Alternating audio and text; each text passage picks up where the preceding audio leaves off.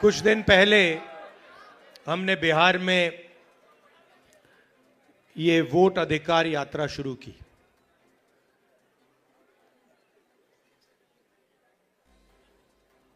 ये काफी लंबी कहानी है, क्योंकि कुछ सालों से हमें शक हो रहा था और पूरे देश को शक हो रहा था कि इलेक्शन के सिस्टम में कोई ना कोई गड़बड़ है। लोग कहते थे ईवीएम की बात होती थी, आरएसएस के संगठन की बात होती थी, मगर एक बात दिखने को मिलती थी कि बाकी पार्टियों को एंटी इनकम्बेंसी हो जाती थी, मगर बीजेपी के खिलाफ कभी एंटी इनकम्बेंसी नहीं होती थी। बीजेपी एक बार, दो बार, तीन बार, चार बार, एक के बाद एक चुनाव जीती जाती थी। तो अजीब सा लगता था, मगर हम खुलकर नहीं कह सकते थे क्योंकि सबूत नहीं था। महाराष्ट्र में हमें सबूत मिला। सबूत क्या था? लोकसभा का चुनाव हमारा गठबंधन जीतता है, स्वीप करता है। 4 महीने बाद उसी प्रदेश में, उसी महाराष्ट्र में वही पार्टियां लड़ती हैं। हमारा गठबंधन बीजेपी के गठबंधन के खिलाफ लड़ता है। हमारे गठबंधन का एक भी वोट कम नहीं होता। जितने हमें लोकसभा में मिले उतने हमें विधानसभा में मिले, मगर बीजेपी का वोट बढ़ जाता है। अजीब सी बात है। हमने देखा, पता लगाया, लोकसभा के बाद तकरीबन 1 करोड़ नए वोटर, 1 करोड़ नए वोटर इलेक्शन कमीशन ने लिस्ट में डाले।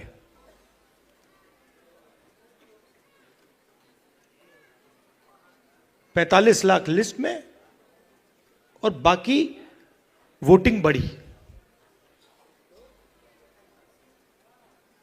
सारे के सारे जो वोटर नए वोटर थे, सारे के सारों ने बीजेपी को वोट दिया।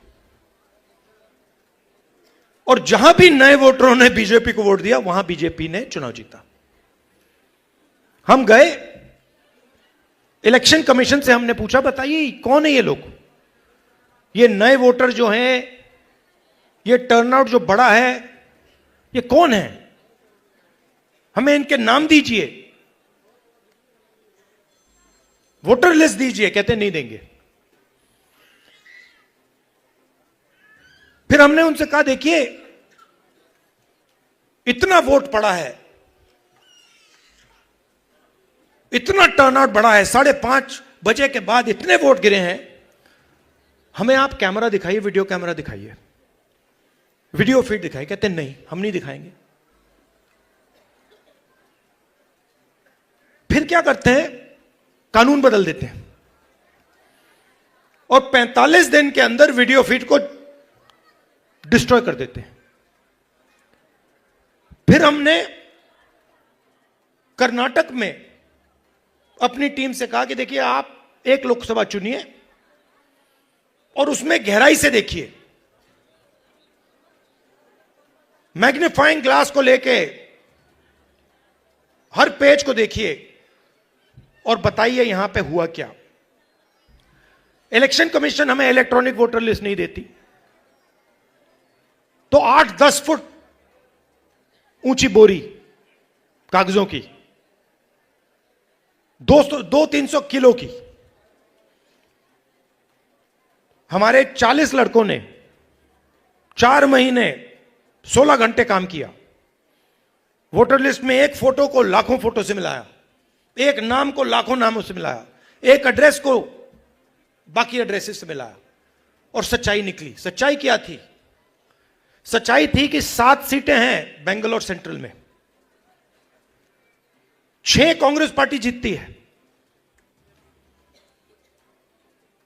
7वीं सीट में एक विधानसभा में 1 लाख फर्जी वोटर, 1 लाख। और जहां फर्जी वोटर थे, जिस असेंबली में फर्जी वोटर थे, वहां बीजेपी जीतती है। वो सारे के सारे 1 लाख जो वोट थे, उसके कारण बीजेपी लोकसभा का चुनाव जीत गई। मैंने प्रेजेंटेशन किया। अच्छा, मैं आपसे एक बात पूछना चाहता हूं, आपका नाम क्या है? कुमार जी, अगर मैंने आपसे कहा कि आप चोर हो, और अगर आपने चोरी नहीं की, तो आप क्या करोगे? सबसे पहले आप कहोगे खबरदार, तुम्हें मुझे चोर बुलाया, बोलोगे ना? ठीक है। अगर आपने चोरी की होती और मैंने कहा चोर हो, तो आप चुप बैठोगे? क्यों नहीं बैठेगा? अगर चोरी की है और मैं कहूंगा चोरी की है, बिल्कुल चुप हो जाएगा, एक शब्द नहीं बोलेगा। अगर मैं आरोप लगा रहा हूं प्रधानमंत्री पे हर रोज कि तुम वोट चोर हो, प्रधानमंत्री चुप क्यों है? प्रधानमंत्री एक शब्द क्यों नहीं बोल रहा? क्योंकि प्रधानमंत्री वोट चोर है और वो जानता है कि हमने उसको पकड़ लिया है।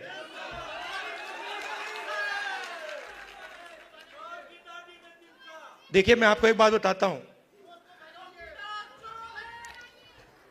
देखिए, हमारा जो काम है ना,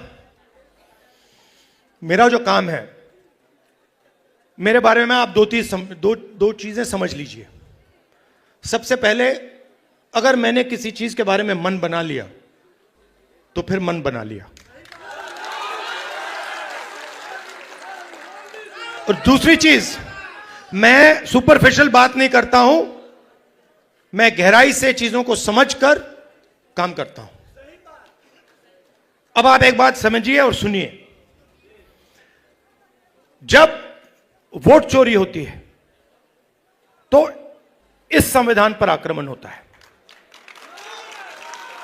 इस संविधान में लिखा है कि हिंदुस्तान के एक नागरिक को 1 वोट मिलेगा, चाहे वो अंबानी हो, चाहे वो सबसे गरीब व्यक्ति हो, किसान हो, मजदूर हो, वोट 1 मिलेगा। माधवापुरम में एक व्यक्ति का नाम 4-5 बार वोटर लिस्ट पे आता है। यह संविधान पर आक्रमण है और यह हम नहीं सहेंगे, यह हम नहीं होने देंगे। अब आप अच्छी तरह सुनिए, और जो मीडिया वाले मित्र हैं, इसको आप अच्छी तरह लिख लीजिए। मैं गहराई में जाता हूं। हमने जो काम माधवपुरा में किया है, उसको हम आने वाले समय में, माधवपुरा में नहीं रुकेगा वो, हम आपको दिखाएंगे, देश को दिखाएंगे।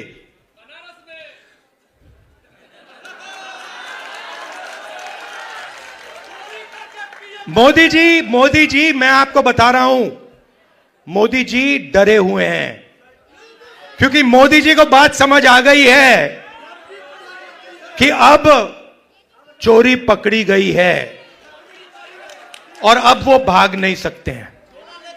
हम आपको दिखाएंगे कि सिर्फ माधवपुरा में चोरी नहीं हुई है, लोकसभा में चोरी हुई है, हरियाणा में चोरी हुई है, महाराष्ट्र में चोरी हुई है, मध्य प्रदेश में चोरी हुई है, और अब ये बिहार में चोरी करने की कोशिश कर रहे हैं। और बिहार की जनता ने इनको हिला के रख दिया है, हिला के रख दिया है।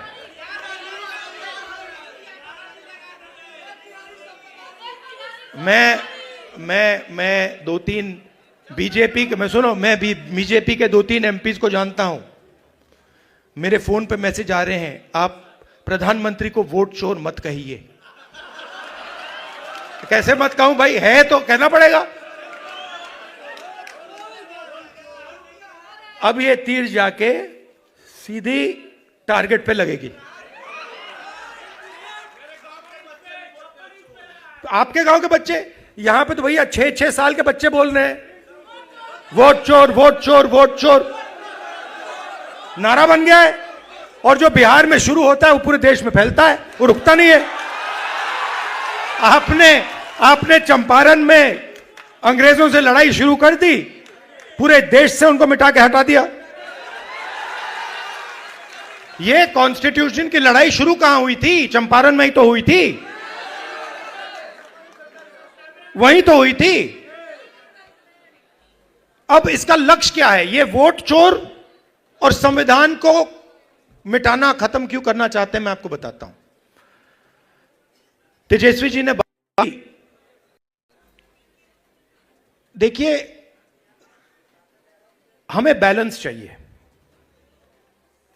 बैलेंस चाहिए। मतलब इस देश में अगर एक व्यक्ति को एक वोट मिलता है तो भागीदारी सबको मिलनी चाहिए। और जब हम हिंदुस्तान की संस्थाओं को देखते हैं,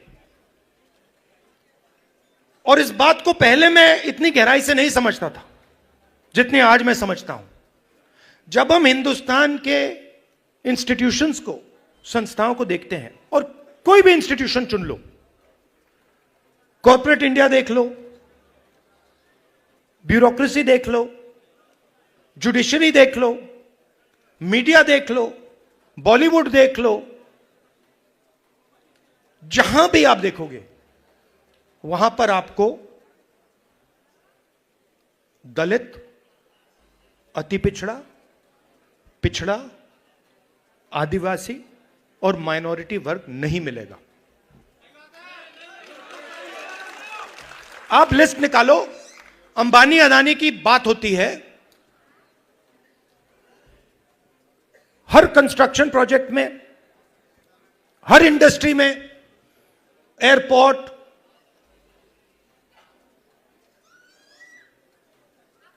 जमीन, solar power, wind power, petrol, diesel, सब में इनके नाम सुनाई देते हैं। 500 हिंदुस्तान की सबसे बड़ी कंपनियां हैं। मैं आपसे आज पूछना चाहता हूं, इन 500 में दलित, आदिवासी, पिछड़ा, अति पिछड़ा वर्ग के कितने मालिक हैं? मतलब हिंदुस्तान की पूरी इकोनॉमी में 90% तो है ही नहीं, 90% है ही नहीं। आप जाते हो प्राइवेट अस्पताल में, जाते हो, सरकार का काम आपके स्वास्थ्य और शिक्षा का देखभाल करने का होता है।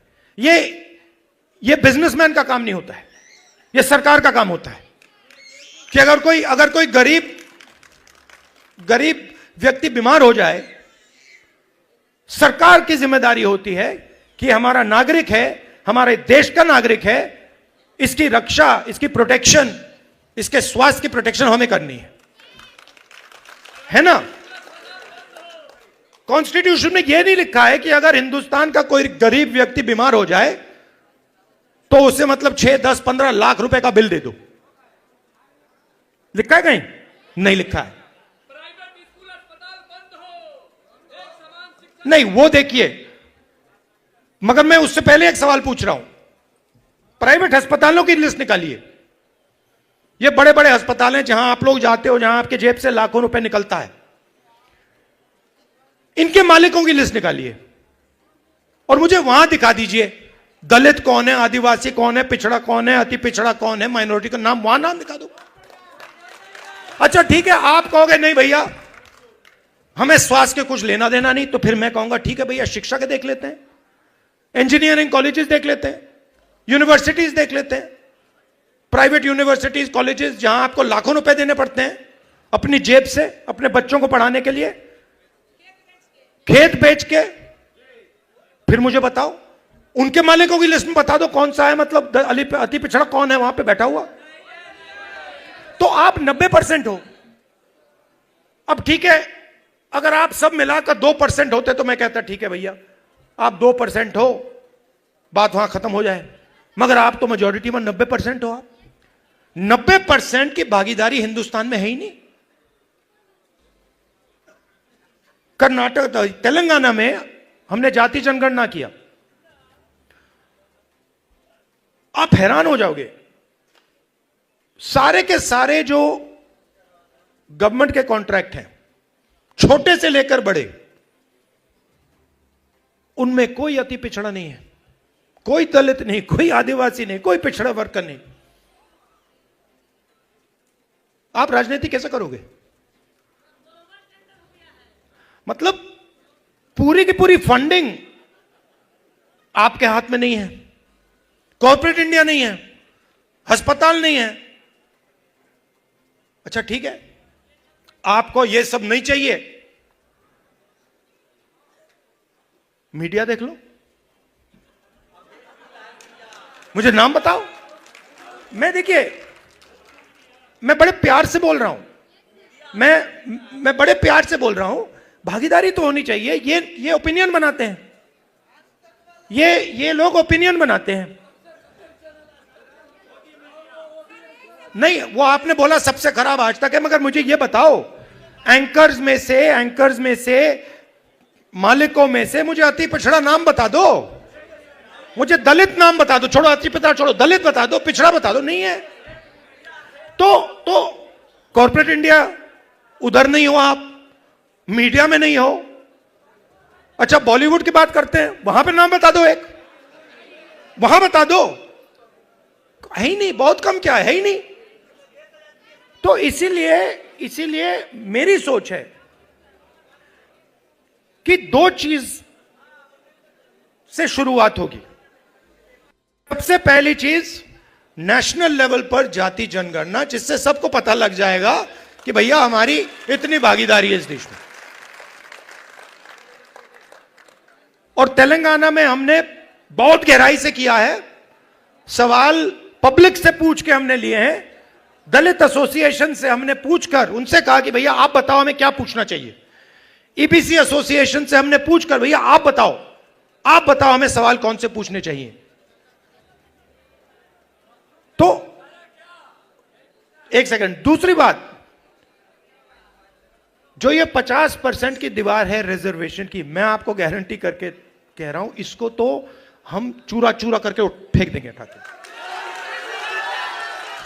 और ये देखिए, ये पहले 2 कदम हैं। आप ये मत सोचिए कि इसके बाद हम बात छोड़ देंगे। ये जाति जनगणना से हमें एक विकास का एक नया मॉडल मिलेगा, वो शुरुआत होगी। मगर हमारा लक्ष्य है कि देश में बैलेंस होना चाहिए, सब लोगों को इस देश में जगह मिलनी चाहिए, कोई भी हो,